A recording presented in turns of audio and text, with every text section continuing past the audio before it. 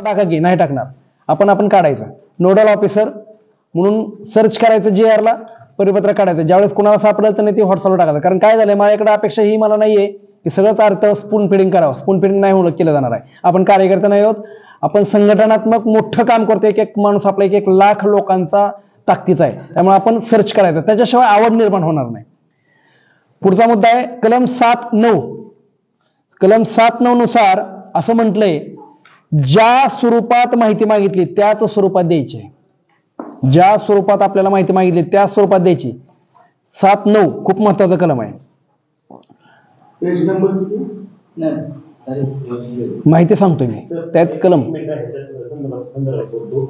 आपण एक ठिकाणी माहिती मागवली होती, परंतु जे काही 4 मुद्दे मागवले होते त्यातले 2 दिले आणि बाकीची माहिती अशी सांगितली की ही आमच्याकडे आढळून आलेली नाही. अशा स्वरूपात आल्यानंतर काय करायचं? त्यांच्याकडे नसेल तर ते आढळून आलं नाही म्हणणार ना. त्यांच्याकडे जर ती माहितीच नसेल तर आढळून आलं नाही. हो असेल, पण त्यांच्याकडे डाटा नसेल.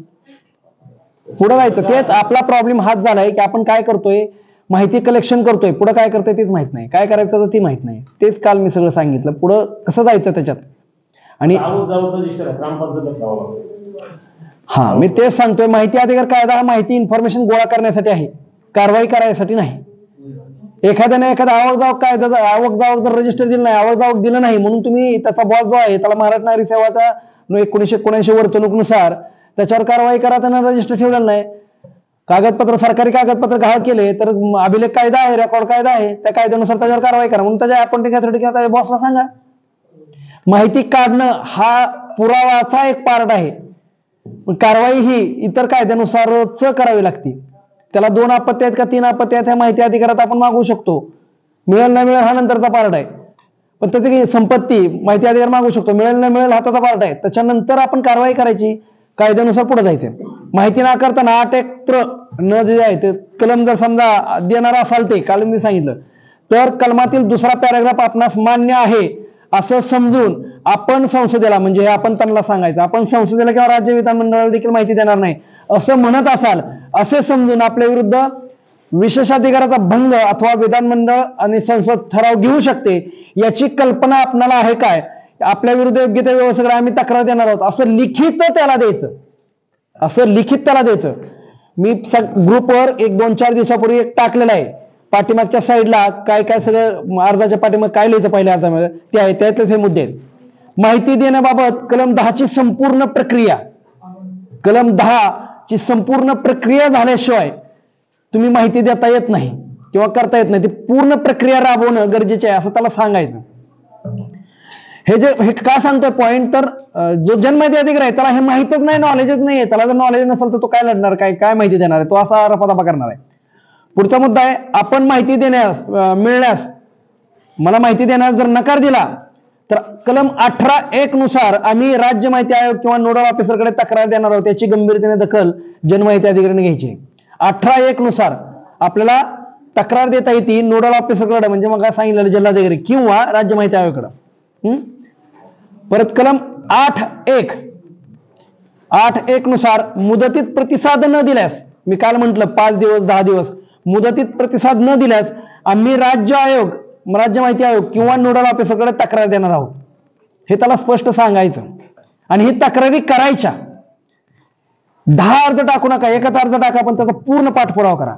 8(1) नुसार जर मुदतीत प्रतिसाद दिला नाही, म्हणजे 10 दिवसात आपल्याला पत्र झालं नाही, 30 दिवसात आपल्याला माहिती किती द्यायची ती घेतलं नाही, तर आपल्याला नोडल ऑफिसर किंवा राज्य माहिती आयोग खंडपीठाकडे तक्रार देता येते. नंतर जर अवाजवी फी भरण्यास भाग पाडले तर त्याची तक्रार 18 आणि 19 नुसार राज्य आयोगाकडे देता येते. अवाजवी फी म्हणजे काय, समजा पानच आहे 200 आणि तुम्हाला 2000 रुपये भरायला सांगितले तर ते अवाजवी फी आहे. 200 गुणिले 2 400 रुपये भरणं आणि त्याचा पोस्टेज खर्च असेल तो, त्याच्याशिवाय जर एक्स्ट्रा काय मागितले किंवा असंच अमाऊंट टाकली 10,000 रुपये आणा तर ती अवाजवी फी आहे. तर ती जर केली तर 18 आणि 19 नुसार आपल्याला राज्य आयोगाकडे किंवा नोडल ऑफिसरकडे तक्रार देता येते. किती दिवसात माहिती द्यायला पाहिजे? 30 दिवसात. 30 दिवसात. सुट्ट्या त्याच्यामध्ये गृहीत त्या धरायच्यात सुट्ट्या. हो, 1 तारीख ते 1 तारीख. त्याच्यानंतरच आपल्याला जायचं. हो.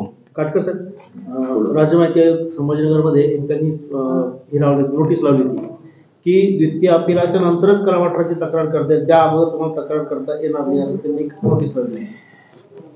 जी आर असं सांगतो, आता ते एक बरं झालं यांचा इश्यू निघाला. सर्वोच्च आपल्या देशामध्ये घटना आहे, संविधान आहे, त्याच्यानंतर केंद्रीय कायदे आहेत, त्याच्यानंतर केंद्रीय कायदे आहेत. क्रम खूप महत्वाचा आहे, सगळ्याला नीट समजणं, मेंदू उघडे करून ठेवून बघा.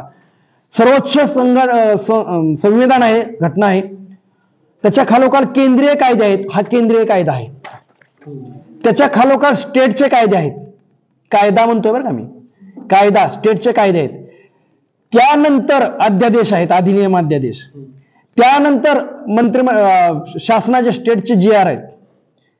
त्यानंतर तुमचं खात्यांतर्गत परिपत्रक आहेत आणि त्यानंतर तुमच्या बॉसचा आदेश आहे. हा जो प्रकार घडलेला आहे तो आदेश आहे, पत्र आहे, एक साधं पत्र आहे. त्या पत्राला कायद्यापेक्षा काही किंमत नाही. ज्यावेळेस केंद्रीय कायदा म्हणतो की 302 खाली फाशी दिली पाहिजे, IPC 302 खाली फाशी दिली पाहिजे, आणि एखादा जर समजा CP ऑफिस मधला IPS असेल आणि त्यानं जर उद्याच्याला ऑर्डर काढली की इथून पुढे 302 ला आमच्या भागामध्ये फाशी देणार नाही, नाही चालणार आहे. तसं ज्यावेळेस सेंटर कायदा होतो त्यावेळेस तुम्ही काय खाली परिपत्रक काढताय त्याला काही किंमत नाही. कुठल्याही विषयामध्ये परिपत्रक, स्टेट सुद्धा आपलं काही बऱ्याच विषयात परिपत्रक काढतं आणि त्या परिपत्रकाच्या आधारावर हे खाली नाटक करतात. तर ते परिपत्रक हे परिपत्रक आहे, कायद्याच्या पुढे नाही. संविधानाचं 21-19 उल्लंघन होत असेल तर तो सेंटर कायदा सुद्धा रद्द होतो, हे झालेलं आहे. जर समजा संविधानाचं उल्लंघन होत असेल तर सेंटरनं केलेला दोन्ही सभागृहांनी संसदेने मान्य केलेला कायदा सुद्धा रद्द होतो जर घटनेच्या विरुद्ध असेल तर. इतकं जबरदस्त संरक्षण आपल्याला संविधानाने दिलेलं आहे. त्याच्यामुळे ह्या GR ला, इंटरनल परिपत्रकाला, एखाद्या त्यांचं काढलेलं परिपत्रक हे शून्य किंमत आहे. त्या पुरतं ते ठीक आहे, त्यांचं काय असेल ते. तसंच एक परिपत्रक काढलं होतं, एक पत्र काढलं होतं, आता माझ्याकडे असेल तिकडे असेल, तर त्या परिपत्रामध्ये खंडपीठ पुणे यांनी एक पत्र काढलं होतं त्यावेळेच्या, त्याला 2007-8 ला काय ते समथिंग काढलं. तर त्या परिपत्रामध्ये त्यांनी असं म्हटलंय, पत्र लिहिलंय त्यांनी, ऍक्च्युली परिपत्र नाही ते पत्र लिहिलंय. हे असंच कुणीतरी काय ते करून घेतलं होतं की ती जे जास्त अर्ज करतात त्यांचा ब्लॅकलिस्ट करा आणि त्यांची तक्रार आमच्याकडे द्या, आणि त्या पत्राच्या आधारावर उगाच आपल्या सगळ्याची लिस्ट करते. आम्ही म्हणलं जावा जिथं जायचं तिथे जावा ना. मला श्वास घेण्यापासून तुम्ही रोखू शकत नाही, तसा मूलभूत अधिकार माझा श्वास घेण्याचा तसा आहे, मूलभूत अधिकारात आहे. कसं थांबवणार? काही जणांना माहित असं, ठाण्याच्या कमिशनरनं 17 जणांवर ब्लॅकलिस्ट म्हणून शुक्रवारी रात्रीच्या संध्याकाळी 5:30 वाजता ऑर्डर केली, यांना इथून पुढे ठाणे महानगरपालिकेचे काय काय देण्यात येईल असं समथिंग काहीतरी झालं ते विषय. दुसऱ्या दिवशी ते हायकोर्टात गेले, 2 मिनिटांमध्ये सगळं संपलं ते विषय. नाही करता येते.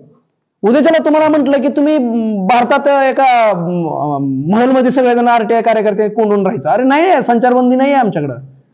आम्हाला मुक्त संचार करण्याचा जो मूलभूत अधिकार आहे त्यानुसार आम्हाला करावं लागतं. म्हणून मी कालचं तडीपारीच्या ह्या विषयामध्ये बोललो, 56, 57, 58, 55, 56 प्रस्तावामध्ये आपण तिथं लिखित म्हणणं देताना, कोण जर तडीपारीत असेल आपल्या संबंधातले तर त्यांना लिखित म्हणणं देताना सामाजिक गुन्हे नाही आहेत आणि तडीपारीसाठी माझा मूलभूत अधिकार तुम्ही हनन करताय हे तिथं लिहिणं गरजेचं आहे.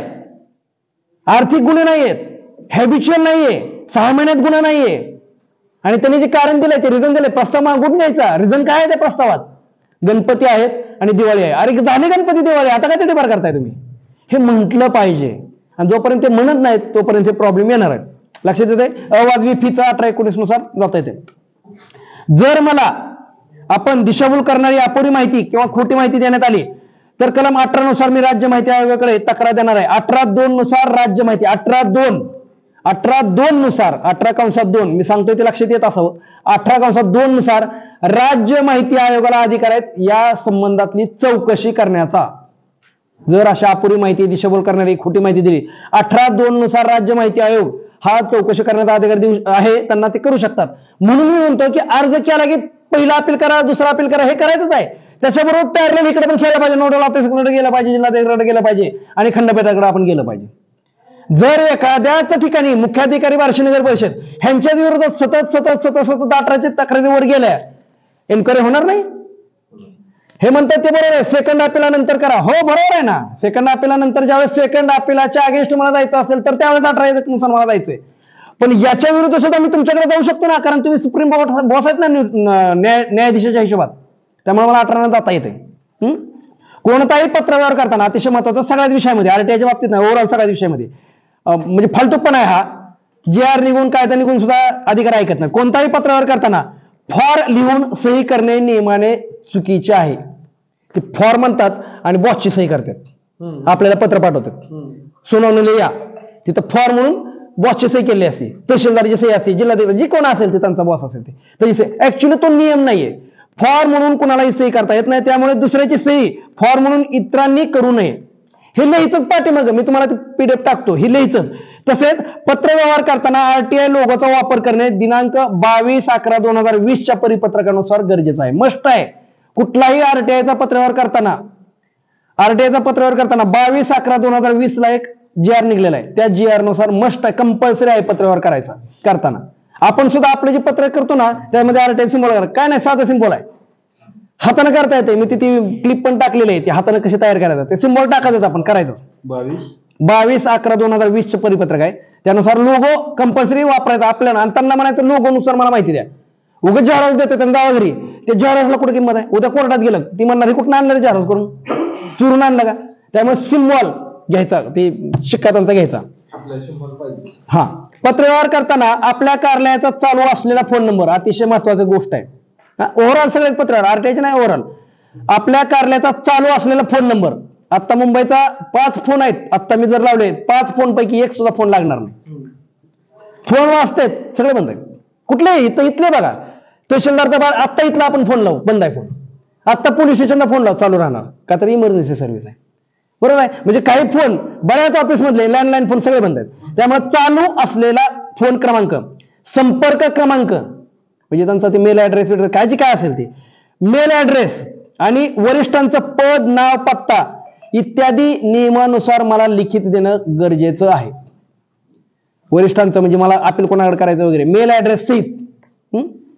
कलम 10 नुसार पृथक्करण गरजेचं आहे, ती मी मला सांगितलं. कलम 18(3) नुसार राज्य माहिती आयोग दिवाणी प्रक्रिया संहिता 1908 अन्वये दस्तऐवजाचा शोध घेण्यास आणि पाहणी करण्यास फरमावू शकतात. अतिशय महत्वाची गोष्ट आहे, ही कुणीच वापरलेली नाही, नीट लक्षात घ्या.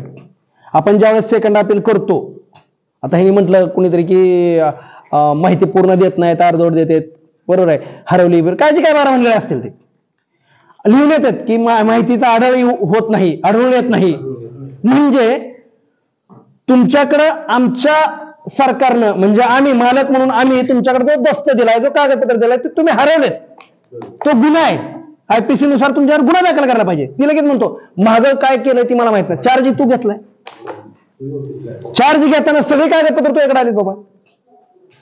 त्याच्यामुळं यात महत्वाचं कलम आहे 18(3) नुसार काय म्हणतं, राज्य माहिती आयोग दिवाणी प्रक्रिया संहिता 1908 अन्वये दस्तऐवजाचा म्हणजे जर ते कागद गहाळ झालाय, हरवलाय, काय बारावणगड झालेत, त्याचा शोध घेण्यास आणि पाहणी करण्यास फरमावू शकता, आदेश करू शकतात. मला तर आठवत नाही एकानं पण कुणी आदेश घेतलाय असला. हे रोल मॉडेल आपल्याला करायचं.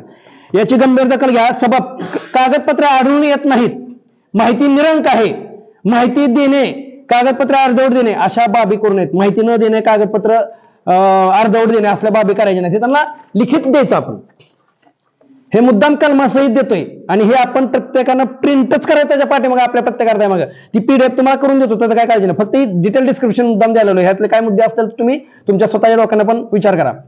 जर माझ्या अर्जातील संपूर्ण किंवा काही मजकूर इतर सार्वजनिक प्राधिकरणाशी संबंधित असेल, काही किंवा संपूर्ण, म्हणजे मी तहसीलला अर्ज केलाय, तहसीलदार म्हणते पोलीस स्टेशनच्या संदर्भात आहे, त्यातली अर्धी माहिती तहसीलची असेल, अर्धी माहिती पोलीस स्टेशनची असेल, इतर प्राधिकरणाच्या संदर्भात असेल तर 5 दिवसापर्यंत, मी नाही सांगत आहे, कायदा सांगतोय, 5 दिवसापर्यंत अर्ज वर्ग करणे कलम 6(3) नुसार गरजेचं आहे. 5 दिवसात. म्हणून मी मग काल पण म्हणलं बघा, 5 दिवसामध्ये तुम्ही काय मला कळवलं नाही, वर्ग केला नाही, म्हणजे सगळी माहिती तुमच्याकडे आहे, असा अर्ज ताईकडे द्यायचा. 5 दिवस झाली की 6व्या दिवशी अर्ज द्यायचा. त्याचं कलम आहे 6(3) नुसार अर्ज वर्ग करणं गरजेचं आहे. जर 5 दिवसात कलम 6(1) नुसार सर्व अटी त्रुटी अर्थबोध म्हणजे काय कळत नाही म्हणतात, आम्हाला कळत नाही, कधी कळतं ह्यांना कळत नाही, ती 30व्या दिवशी, ती 5 दिवसात करायचंय. तिसऱ्या दिवशी नाही सांगायचं आम्हाला तुमचं काय कळलं, हस्ताक्षर कळलं नाही, तुम्हाला काय म्हणाय कळलं नाही, 5 दिवसात, त्याच्यानंतर नाही. जर 5 दिवसात कलम 6(1) नुसार सर्व त्रुटी अर्थबोध होत नाही, अर्जातील विषय न समजणे किंवा अर्जाबाबत कोणती अडचणी त्रुटी काय चूक असेल तर ती दुरुस्त करून घेण्याचा जनमाहिती यांची जबाबदारी आहे. दुरुस्त करून घ्यायचंय त्यांनी, ती आम्हाला कळत नाही, झालं बाहेर अर्ज निकाली काढला असं नाही, ते दुरुस्त करून जनमाहिती अधिकारी घ्यायचं. आम्हाला हे अक्षर तुमचं कळलं नाही, तुम्हाला काय म्हणायचं कळलं नाही, 5 दिवसात करायचं. 5 दिवसात त्यांनी ते तुमचं जे काय अक्षर आहे, तुम्हाला काय म्हणायचंय ती समज नाही, तिसऱ्या दिवशी नाही सांगायचं, अर्थबोध होत नाही, काय म्हणायचं ते कळत नाही, तुम्ही काय लिहिले ते वाचता येत नाही, 5 दिवसात करायचंय. आणि ह्याचं आपण सिरियसली इम्प्लिमेंटेशन करत नाही म्हणून ही फालतूपणा करतात पुढे. आणि जर समजा हे जनमाहितीचे जबाबदारी कसे 5(3) नुसार त्याला जबाबदारी सुद्धा देताना कलम टाकलेला आहे. कलम 5(3) नुसार त्यानं दुरुस्त करून घ्यायचं अर्ज 5 दिवसात पहिले. आणि महाराष्ट्र शासन परिपत्रक 10 ऑगस्ट 2009 नुसार त्याची जबाबदारी आहे दुरुस्त करून घ्यायची. 10 ऑगस्ट 2009 नुसार कोणाची जबाबदारी? जनमाहिती अधिकारी, जो कोण असेल ते, मला माहित नाही जनमाहिती अधिकारी कोण आहे, त्या ठिकाणचं त्या ठिकाणी असेल. जर 5 दिवसात हे झाले नाही तर आपणास संपूर्ण अर्ज कळाला आहे, समजला आहे आणि त्याच्यातील सगळी माहिती आपल्याकडे आहे, हे नॅचरली कायद्यानुसार बंधनकारक आहे.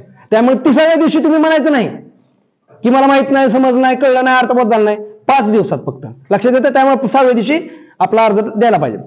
राज्य माहिती आहे पुणे खंडपीठ 5/8/2009 परिपत्रक आहे त्यांचं स्वतःचं खंडपीठ पुण्याचं. त्यानुसार माझ्या अर्जावर जी परिपत्रक ती वापरतात तशीच आपण पण लगेच परिपत्रकावर परिपत्रक टाकायचं. 5/8/2009 परिपत्रक आहे, त्यानुसार RTI अर्जावर 10 दिवसात उत्तर देणं गरजेचं आहे. उत्तर द्यायचं म्हणजे काय?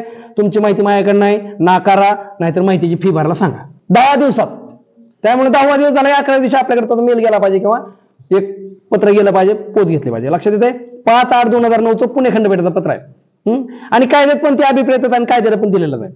पण हे जे म्हणतात खंडपीठाचं पण पत्र देऊ आपण. अर्जदाराची व्यक्तिशः माहिती, वैयक्तिक माहिती म्हणजे माझी माहिती, मी अर्ज टाकलाय, माझी वैयक्तिक माहिती संपर्क साधण्यासाठी लागणारी सोडून म्हणजे माझा फोन नंबर, मेल ऍड्रेस हे ते विचारू शकतात किंवा माझा पत्ता, ऍड्रेस काय हे विचारू शकतात. याच्याशिवाय कोणतीही माहिती तुम्ही काय करता, तुम्हाला माहिती कशाला पाहिजे, तुमच्या कशासाठी काय करायचंय, कोणाचं काय का, तुम्हाला काय पाहिजे का, असलं काही विचारायचं नाही. हे कशानुसार? कलम 6(2) नुसार त्यांना काही विचारायचा अधिकार नाही. जर विचारलं तर बेकायदेशीर आहे. जर असं विचारलं तर आपण ह्याने असं विचार म्हणून त्यांच्या वरिष्ठांना तक्रार लगेच द्यायची. 6(2) नुसार असं विचारता येत नाही. माहिती मोगम स्वरूपाने नाकारू नये. तुमची माहितीचा बोध होत नाही, तुमची माहिती काहीतरी फालतू कारण देतात, तसं बिगर कलमाचं माहिती नाकारता येत नाही. कलम 8 त्याचे पोटकलम आणि 9 या त्यातले उपकलम म्हणजे काय असतील ते यानुसारच माहिती नाकारायची. जर समजा अशी माहिती नाकारली, बिगर कलमाची माहिती नाकारली, तर योग्य त्या न्याय व्यवस्थेकडे आम्ही जाणार आहोत. आणि माहिती देणे हा नियम आहे आणि माहिती नाकारणे हा अपवाद आहे, हे पण त्याला समजून सांगायचं. त्याच्यामध्ये अपवाद आहे, त्याच्यामुळे कायद्याचं सूत्र गंभीरपणे घ्यावं. आणि महाराष्ट्र नागरिक सेवा 1979 वर्तणुकीनुसार असं करणं हा शिक्षापात्र, दंडपात्र काम होऊ शकतं, असं त्याला स्पष्टपणे सांगायचं. मुदतीत अर्जाचं उत्तर देणं, निर्णय देणं आणि माहिती नाकारली असे समजणं. जर समजा तुम्ही मुदतीत 30 दिवसात उत्तर दिलं नाही माहितीचं सगळं पूर्ण टाइम टेबल मध्ये, तर कलम 18 नुसार तक्रार आणि 19 नुसार अपील होऊ शकतं, हे त्याला सांगायचं. मुदतीत उत्तर न दिल्यास माहिती नाकारली असं समजून 7/6 नुसार मला ती मोफत द्यावी लागते. बऱ्याच वेळा अपील मध्ये गेल्यानंतर आपण ती लिहित नाही म्हणून आपण म्हणतो की अपील अधिकाऱ्याने आम्हाला फुकट द्यायला कुठे सांगितली.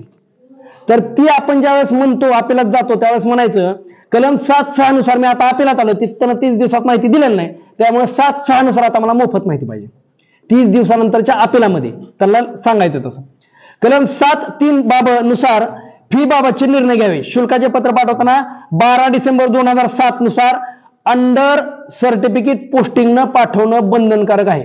ते म्हणते त्यांना पत्र पाठवलं, दिलं पत्र, आपल्याला पत्र मिळालं नसतं, पत्र करतात तिथं ठेवतात बॅकडेटेडचं, आपल्याला माहिती नसतंय.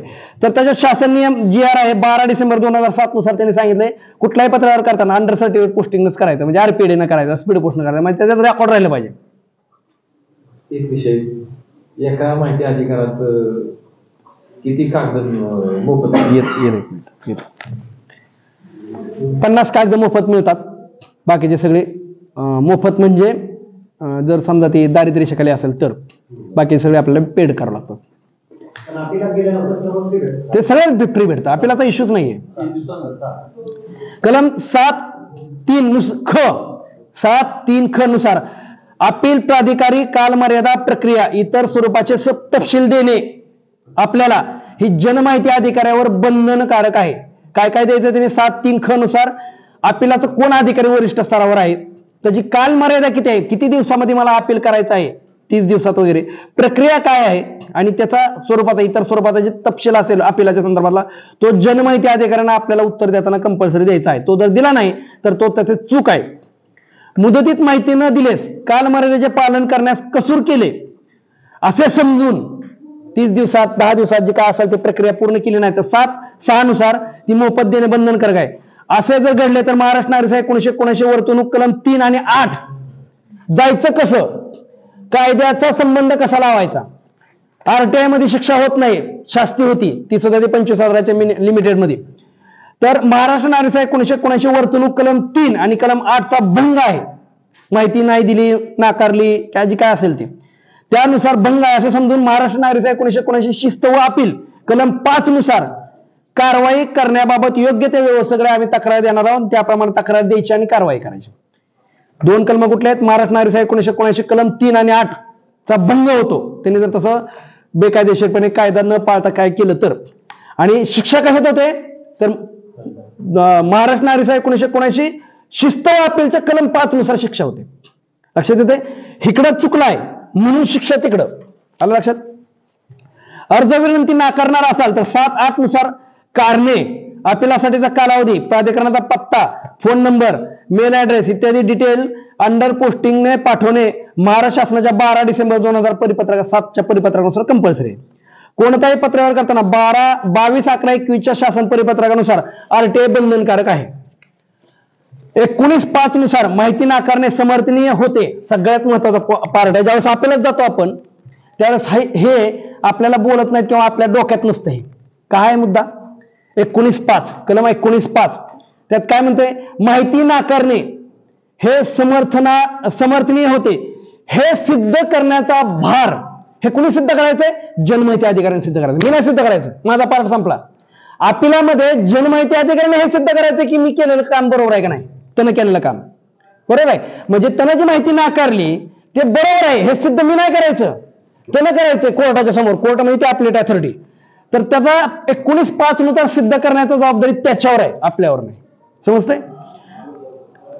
कलम 20 नुसार 25,000 शास्ती आणि शिस्तभंग अशा दोन्ही स्वरूपाची कारवाई खंडपीठ करू शकतं. याची जाणीव त्याला द्यायची. 25,000 शास्ती लावू शकते, तो दंड नाही.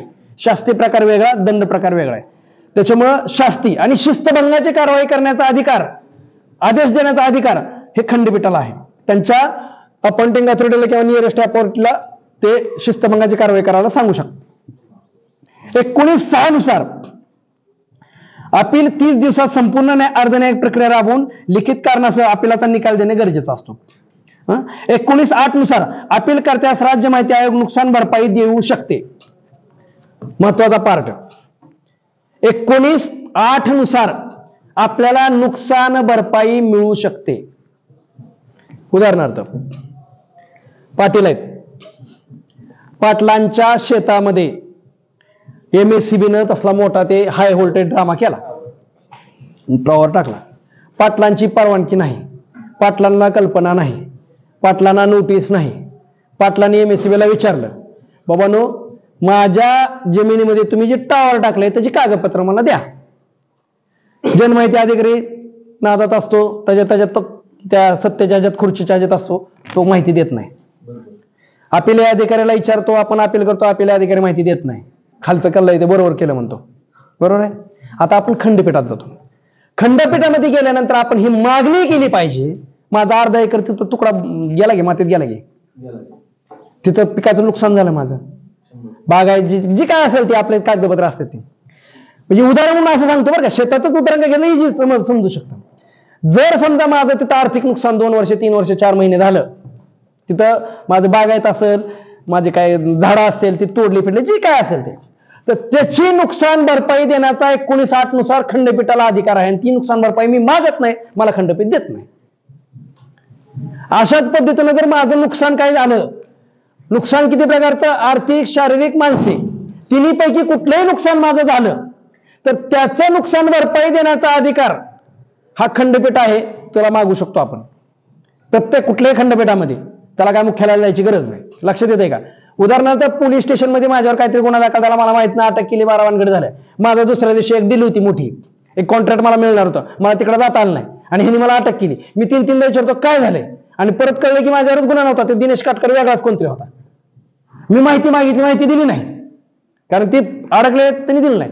मी अपिलात गेलो, त्यांनी माहिती दिली नाही. इकडे खंडपीठाकडे ज्यावेळेस मी जाईन त्यावेळेस मी म्हणणार आहे की माझं ही जी काय टेंडर होतं, कॉन्ट्रॅक्ट होतं, मला तिथं जायचं, जे काय माझं काम असेल ते, माझं एवढ्या रुपयाचं नुकसान झालंय, ती नुकसान भरपाई आता ह्यांच्याकडे. तर 1908 नुसार नुकसान भरपाई मागण्याचा अधिकार आहे, पण आपण कोणच मागतच नाही. ज्यावेळेस सेकंड अपील करतो त्यावेळेस आपण हे मागत नाही. हा सगळ्यात महत्वाचा पार्ट आहे. शास्ती वेगळं, दंड वेगळा. दंड करायचा अधिकार कोणालाच नाही या सिस्टीम मध्ये. शास्ती 250 रुपये. शास्ती कायसाठी आहे? माहिती दिली नाही म्हणून 250 रुपये पर डे प्रमाणे शास्ती, 25,000 रुपये मॅक्झिमम. तर ती शास्ती त्याच्या पगारातनं कट करायची, तो इश्यू नाहीये. हे तर नुकसान भरपाई ही त्या सिस्टीमनं द्यायची. त्या जनमाहिती अधिकारी जो कोण असेल ह्याचं नुकसान झालंय किंवा त्या प्रशासनाची कोण असेल त्यांनी स्वतंत्ररित्या ती शास्ती माझ्याकडे जमा होत नाही. 25,000 माझ्याकडे जमा होत नाहीत, शासनाला जमा होतात, पण नुकसान भरपाई मला मिळणार आहे. माझं नुकसान झालंय वैयक्तिक, ते नुकसान मला मिळणार आहे. माझं जे काय नुकसान असेल ते माझं नुकसान आहे. मानसिक त्रास झालाय, माझं नुकसान आहे, बरोबर आहे. तर नुकसान भरपाई हे मला मिळणार आहे. शास्ती गव्हर्नमेंटला जमा होणार आहे. शास्ती हा पार्ट गव्हर्नमेंटकडे गेला आणि नुकसान भरपाई ही मला वैयक्तिक आली. त्यामुळे 1908 नुसार नुकसान भरपाई आपल्याला प्रत्येक वेळा मागायची. मी माझ्या 71 प्रकरण सध्या आयोगाकडे चालू आहे, कलम 18चे.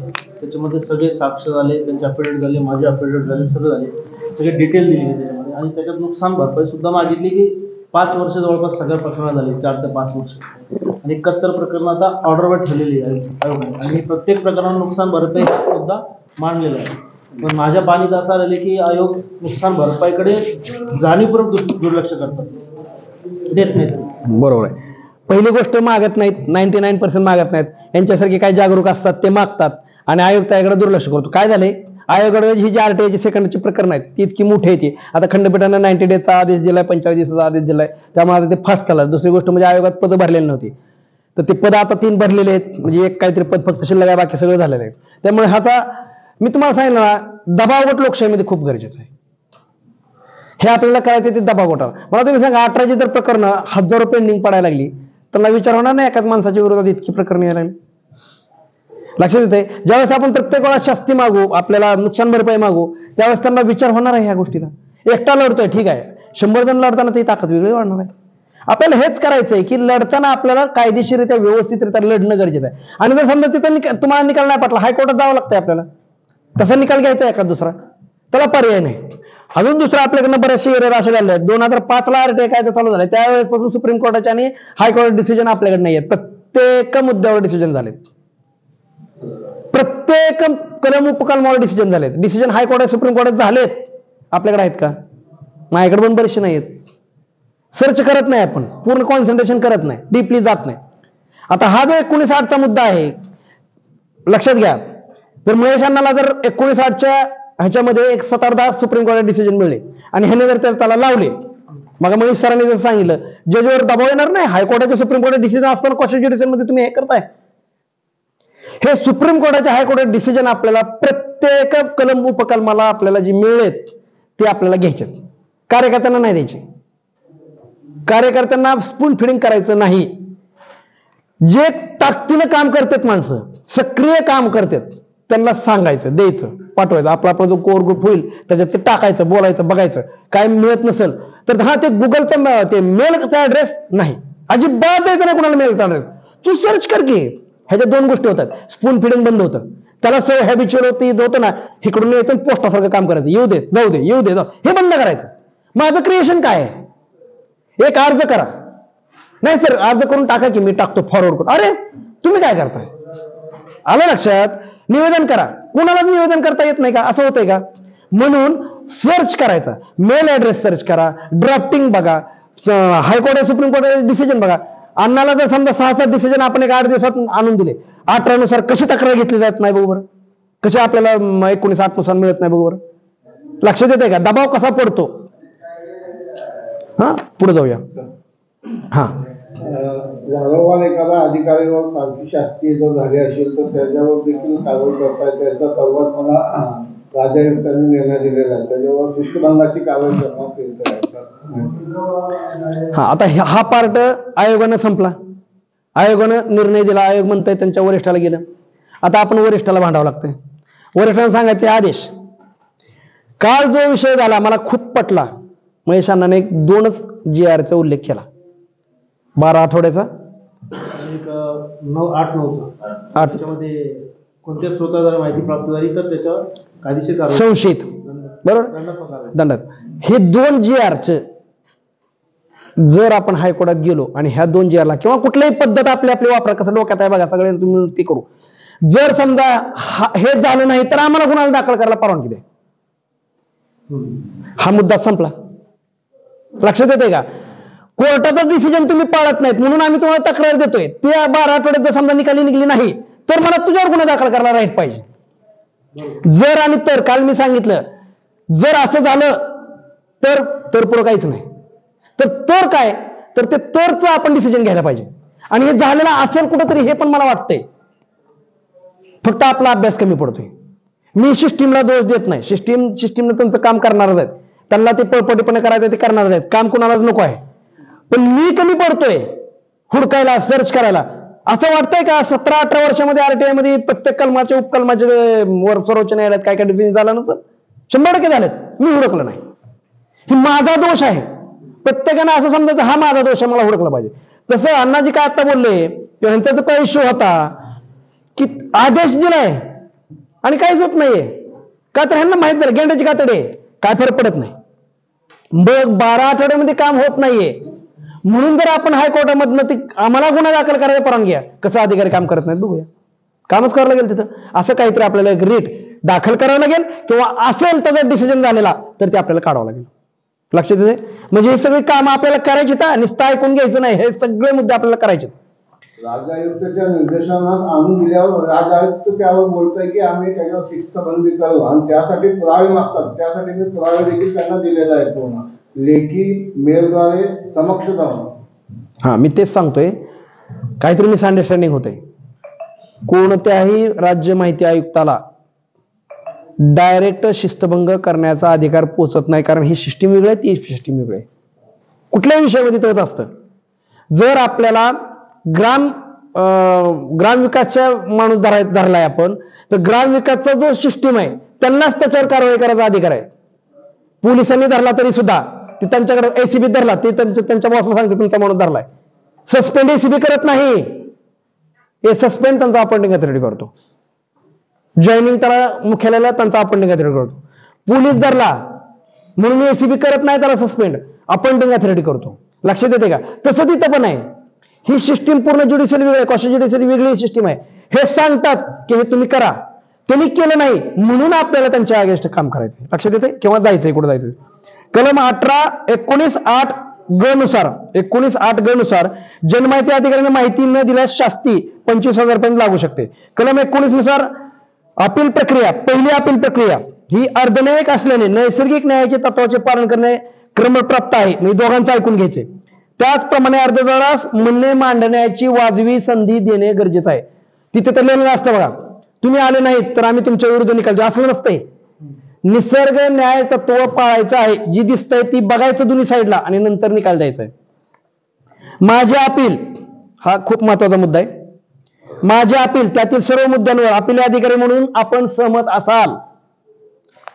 जनमाहिती अधिकारी ह्यांनी माहिती दिली नाही, मी आपल्या अधिकाऱ्याला अर्ज केला, त्याच्यामध्ये स्पष्ट लिहायचं माझं अपील आणि त्यातील सर्व मुद्द्यावर अपील अधिकारी म्हणून जर आपण सहमत असाल म्हणजे माझा अर्ज मान्य असेल तुम्हाला पूर्ण एकूण एक मुद्दे त्यातले मान्य असाल तर माझा संपूर्ण अर्ज मान्य करून तसेच माहिती देण्याचे जनमाहिती अधिकाऱ्याला कलम 19 नुसार आदेश लिखित स्वरूपात देऊन अपील निकाली देखील काढू शकता. म्हणजे सुनावणी नाही घेतली तरी चालती. लक्षात येते? त्यांचा वेळ वाचतंय, माझा वेळ वाचतंय, यांचा वेळ वाचतंय. जर माझं म्हणणंच सगळं मान्य असेल यांना अपील अथॉरिटीला, सुनावणी तर काय करायचं आपल्याला मग? लक्षात येते? ही मी नाही सांगत आहे, नियम आहे, बरोबर आहे. पण ते सुनावणी अधिकारी या इकडं बघू हे त्यांना सांगायचं. जर समजा माझं सगळं मान्य असेल, सुनावणीची गरजच नाही ना. कशाला अर्ध तास तुमचा घालवतोय, माझा घालवतोय, त्यांचा घालवतोय, बरोबर आहे? अर्ध नाही तर जर माझ्या अपिलातील अर्ज मधील मुद्दे हे मान्य नसतील किंवा अंशतः मान्य असेल, काही मुद्दे मान्य आहेत, काही मान्य नाहीत, तर कलम 19 संपूर्ण प्रक्रिया कायदेशीररित्या अर्धन्यायिक प्रक्रिया राबवणे गरजेचे आहे. मग तिथे मात्र सुनावणी घ्यावी लागेल. सुनावणी घेणे ठरले असेल तर 12 डिसेंबर 2007च्या परिपत्रकानुसार किमान 7 दिवस अगोदर नोटीस मला पोहोचेल अशी रजिस्टर पोस्टाने पाठवून मी माझा प्रतिनिधी किंवा उपस्थित न राहण्याचा पर्याय लिखितपणे आपण सुचवायचा आहे. म्हणजे त्यांनी आपल्याला पत्रात म्हणायचंय तुम्ही उपस्थित राहा, तुमचा प्रतिनिधी उपस्थित राहिला तरी चालेल किंवा तुम्ही अनुपस्थित राहिले तरी चालेल, सुनावणी ह्या तारखेला आहे. तसा नोटीस मध्ये उल्लेख करणे क्रमप्राप्त आहे. सुनावणीची नोटीस सुनावणीच्या दिवसापूर्वी 7 दिवस अगोदर मला न काढता काय करतात, 7 तारखेला सुनावणी, 1 तारखेला सही करतात. चला मला पोहोचायला 5 दिवस ते पोस्टाने येते ना, मला उद्या सुनावणी मला आज पोचते. तर तसं न करता 7 दिवस अगोदर न काढता ती मला सुनावणीपूर्वी 7 दिवस पोहोचेल अशा पद्धतीने काढावी आणि त्या पद्धतीने डाक पोस्ट करावं. कलम 20 नुसार 25,000 पर्यंत शास्ती माहितीने दिलास लागू शकते. राज्य माहिती आयोग वेळेवर माहिती दिली नाही किंवा माहिती दृष्टीने नाकारली किंवा जाणून बुजून चुकीची अपूर्ण दिशाभूल करणारी माहिती नष्ट केली, माहिती देण्यात अडथळा आणला तर शिस्तभंगाची कारवाई राज्य माहिती आयोग करू शकतं तुमच्या अपॉइंटिंग अथॉरिटीला. राज्य माहिती आयोगाला ह्याच्यावर कारवाई मी करत आहे आज रोजी ही सस्पेंड असं करता येत नाही, ही डोक्यातून काढून टाका. राज्य माहिती आयोगाला आपण विनंती करायची की त्याच्या अपॉइंटिंग अथॉरिटीला सांगा की ह्याच्यावर शिस्तभंग कारवाई करा. मग ते त्यांच्या अपॉइंटिंग अथॉरिटी सांगतात, अपॉइंटिंग अथॉरिटी त्याच्यावर शिस्तभंगाची कारवाई करते, जी काय डी. कलम 19(8) ख नुसार नुकसान किंवा हानीबाबत आयोग नुकसान भरपाई देण्याच्या आधी देऊ शकते याची गंभीर दखल घ्यायची. भ्रष्टाचार, मानवी हक्क उल्लंघन असलेली माहिती, गुप्तवार्ता व सुरक्षा संघटनाची यांची माहिती देखील बरेच वेळा आपल्याला ती गुप्त आहे, गुप्तवार्ताची माहिती आहे, ही असलं काय फालतू कारण सांगतात. कलम आहे, कायद्यात कलम आहे, तजवीज आहे, आपण वाचतच नाही. भ्रष्टाचार, मानवी हक्क उल्लंघन आणि गुप्तवार्ता आणि सुरक्षा संघटना यांच्या बाबतची सुद्धा माहिती 24(4) नुसार पुरवणे गरजेचे आहे. भ्रष्टाचार झाला असेल तर ती माहिती पुरवावीच लागते 24(4) नुसार. मानवी हक्काचं उल्लंघन झालं असेल तर ती सुद्धा माहिती पुरवावी लागते. आणि गुप्तवार्ता आणि सुरक्षा संघटनाच्या बाबतीत जरी माहिती असेल तरी ती सुद्धा पुरवावी लागते 24(4) नुसार. नाही, काय संबंध. प्रत्येक वर्षी माहिती ती सार्वजनिक प्रकरणाला कलम 25(2) नुसार अहवाल सादर करणे क्रमप्राप्त आहे. तसेच 25(3) नुसार जितक्या वेळा माहिती देण्यास नकार दिलाय तो कोणत्या कलम उपकलमानुसार दिलाय त्याची संख्या आयोगाला कळवणे गरजेचे आहे. कुणीही हे केलेलं नाही. कालच आमची चर्चा झाली, दोघांचं बोलणं होतं आम्ही. दरवर्षी राज्य विधानमंडळामध्ये 25चा अहवाल सादर केला जातो, तो मान्य केला जातो. असा अहवाल सादर केला जातो, काही वाचला जात नाही. माहिती अधिकाराचा अहवाल सादर होत आहे 2023-24चा. मान्य.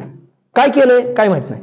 अहवाल सादर कसा केला, खाली कुणाला विचारा, जिल्हाधिकाऱ्याला, पोलीस स्टेशनला विचारा, एसपीला विचारा, ग्रामपंचायतीला विचारा, पंचायत समितीला विचारा, जिल्हा परिषदेला विचारा, कुणाला विचारा, तुमचे 25चे अहवाल गेल्या वर्षी, 2 वर्ष, 4 वर्ष, 5 वर्षाचे ह्यांनी जर अहवालात वर पाठवलेले नाही 25चे 25 कलम नीट बघा. 25च्या अहवालामध्ये किती अर्ज आले, किती अर्ज नाकारले, कोणत्या कलमांना नाकारले, त्याचे शुल्क किती झालं, किती जमा झालं, हे सगळं द्यायचंय. हे अहवालात वर जात नाहीत. आणि जर अहवाल वर जात नाहीत तर जे काय विधानमंडळाला सादर केलं जातं ते काय, माहिती कुठे आहे ती? मग तुम्हाला माहिती कशी आली की खाल्लंच आली नाही तर माहिती तिथं सादर झाली कशी? हा गंभीर मुद्दा आहे. 25चे अहवाल प्रत्येक कार्यालयात मागा, अहवालच नाही 4 प्रत्येक कार्यालयात मागा, ते पण दिसत नाही कुठं डिस्प्ले लावलेलं. लक्षात आहे. 25(3) नुसार आयोगाने अधिकारी विरुद्ध शिस्तभंगाच्या कारवाईचा तपशील वरिष्ठ अधिकाऱ्यांनी आयोगास कळवणे गरजेचं आहे. मुद्दा आत्ताचा, जर शिस्तभंगाची कारवाई जर आयोगाने केलेली असेल तर संबंधित जो वरिष्ठ अधिकारी आहे त्या जनमाहिती अधिकाऱ्याचा, त्यांनी त्यांच्या विरुद्ध कारवाई करून ती शिस्तभंगाचा अहवाल आयोगाला पाठवायचा आहे. हे 25(3) ख नुसार कंपल्सरी आहे, कायद्यात आहे. ह्याचा पाठपुरावा आपण करत नाही. 26(3) नुसार 25(3) नुसार ते गरजेचं आहे. आता 26(3) ख नुसार जनमाहिती अधिकारी यांचा पत्रव्यवहार, पत्ता, चालू असलेला number, phone number, email address, संपर्काची इतर व्यवस्था असलेले डिटेल्स लिखित स्वरूपात आपल्याला पाहिजेत ज्यावेळेस पत्रव्यवहार करतात. त्याचा सुद्धा कलम आहे 26(3) ख. 26(3) ख नुसार हे सगळं आपल्याला त्यांनी पत्रव्यवहारामध्ये देणं गरजेचं आहे. 26(3) ग आणि घ 26(3) ग आणि घ नुसार जनमाहिती अधिकारी यांच्याकडे माहिती मिळवण्यासाठी विनंती करण्याची रीत, तिचे स्वरूप, जनमाहिती अधिकारी यांच्याकडून उपलब्ध होणारे सहाय्य, त्यांची कर्तव्य काय आहेत याची देखील एकदा वाचून घ्या म्हणायचं. त्याच्यात डिटेल आहे. 26(3) ग आणि घ मध्ये आपण सुद्धा नीट वाचा, त्यांचं कर्तव्य काय, म्हणजे त्यांना जाणीव करून द्यायला सोपं जाते. 25(3) ग आणि घ. 2 मुद्दे आहेत अजून. महाराष्ट्र शासकीय कामात विलंब करण्याचा प्रतिबंध अधिनियम 2005, विलंब कायदा म्हणतो आपण त्याला. कलम 10(2), त्याच्यातलं कलम 10(2) नुसार एखाद्या शासकीय कर्मचाऱ्यास नेमून दिलेले किंवा त्याच्याशी संबंधित असलेले शासकीय कर्तव्य, शासकीय काम पार पाडण्यास जाणून-बुजून किंवा हेतुपुरस्सर विलंब लावणे, दुर्लक्ष करणे ही अशा शासकीय कर्मचाऱ्यांच्या कर्तव्य पालनातील कसूर ठरेल. आणि असा शासकीय कर्मचारी अखिल भारतीय सेवा शिस्त व अपील 1969 वरचं सेंटरचा असेल तर, आणि महाराष्ट्राचा असेल तर महाराष्ट्र नागरिक सेवा शिस्त व अपील नियम 1979 अन्वये किंवा अशा कर्मचाऱ्यांना लागू असलेला अन्य कोणते, म्हणजे जिल्हा परिषदेचे वगैरे वेगळे असतात, आणि ते कोणत्याही शिस्तविषयक नियमाखाली यथोचित शिस्तभंगाच्या कारवाईस पात्र होतो. डिले केला, माहिती दिली नाही, खोटी दिली तर त्याच्या अपॉइंटिंग अथॉरिटीला या कायद्यानुसार त्याच्यावर शिस्तभंग DE करण्याचा अधिकार आहे. एवढंच नाही, त्याला बडतर्फ केलं जाऊ शकतं, इतके राईट याच्यामध्ये आहेत. 10(2) नुसार बरं का, माहिती अधिकार प्रतिबंधक विलंब कायद्याच्या 10(2) नुसार, महाराष्ट्र शासकीय कामात विलंब कायदा 2005 10(3) नुसार, 2 मग सांगितलं, 3 काय बघा, कोणत्याही शासकीय कर्मचाऱ्यांकडून झालेले कर्तव्य पालनातील कसूर संबंधित सक्षम प्राधिकरणाच्या लक्षात आणून दिल्यावर सुद्धा अशा शासकीय कर्मचाऱ्यांकडून झालेल्या कर्तव्य पालनातील कसूरीबाबत त्याची वरिष्ठांची खात्री पटल्यावर ती कसुरी करणाऱ्या शासकीय कर्मचाऱ्यांविरुद्ध अशा शासकीय कर्मचाऱ्या वार्षिक गोपनीय अहवालात अशा कर्तव्य पालनातील कसुरी संदर्भात नोंद संबंधित शिस्तविषयक नियमाखाली यथोचित शिस्तभंगासाठी कारवाई करता येईल. म्हणजे गोपनीय अहवालात त्याने कसूर केलेला आहे असं त्याच्या वरिष्ठांनी गोपनीय अहवालात लिहायचंय आणि तो शिस्तभंगासाठी पात्र त्याच्या वरिष्ठाला पाठवायचे. हे विलंब कायदा 10(3) नुसार हे सुद्धा गरजेचं आहे. हे सगळं जनमाहिती अधिकाऱ्याला आपल्याला कळवायचं प्रत्येक वेळेला. मी काय केलंय मग आपण तुम्हाला त्या अगोदर ग्रुपमध्ये पण टाकलं, अजून पण टाकतो मी. हे आपल्याला त्या माहितीचा जो अर्ज आहे आपला पहिला त्याच्या पाठीमागे प्रिंट करून टाकून दिसताना हे वाच म्हणायचं, आणि नंतर आपल्यामध्ये म्हणायचं साहेब आम्ही ह्यांना सगळं सांगितलंय, आणि एक करायला भाग पाडायचं. जेव्हा तुम्ही या कायद्यावर कलम पोट कलमानुसार बोलतात खूप मोठा इफेक्ट होईल, कारण ह्याला काय नसतं आपला अर्ज टाकलाय आणि काहीतरी पाहिजे चिरमिरी असं नाही होणार आहे. इफेक्ट होईल. आणि 10 अर्ज टाकू नका, एकच अर्ज टाका, 2च अर्ज टाका, पाठपुरावा 100% करा. काय प्रॉब्लेम होता बोला. गोपनीय